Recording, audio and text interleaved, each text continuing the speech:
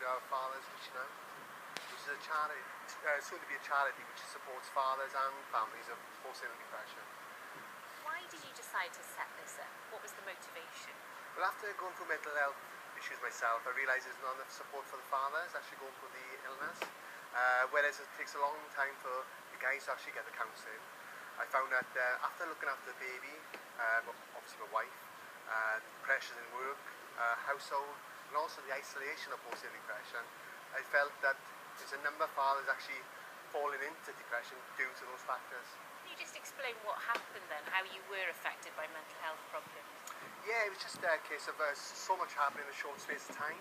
I think if people can deal with those problems over a long space of time, they can actually deal with them. But when it's everything happens at a short time in somebody's life, and obviously the isolation of mental health, it's a lot to take in. So your wife suffered from postnatal depression, but what effect did that have on you?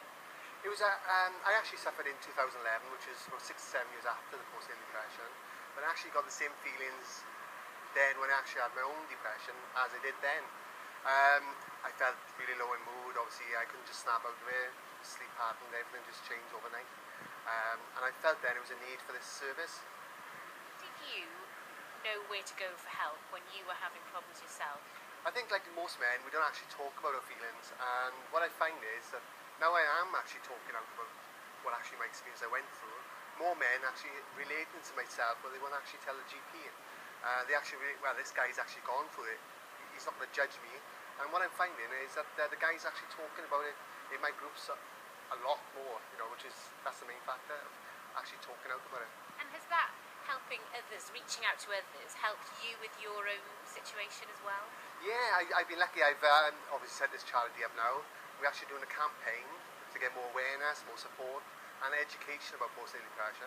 I've actually written a book about my experience, which nobody's ever done before, and we're actually going to be the first national charity to actually support fathers and families of postnatal depression. And how will you do that practically? We're hoping to obviously get counselling help straight away, so rather than wait 12 to 18 months where a lot of this are at the moment.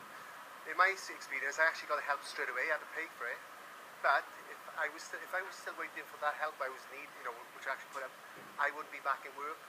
I'm still actually waiting for this phone call now, and that's the mad thing about it, is I'm still waiting for a phone call nearly 18 months after, and I want the guys to have the help now, which is much needed.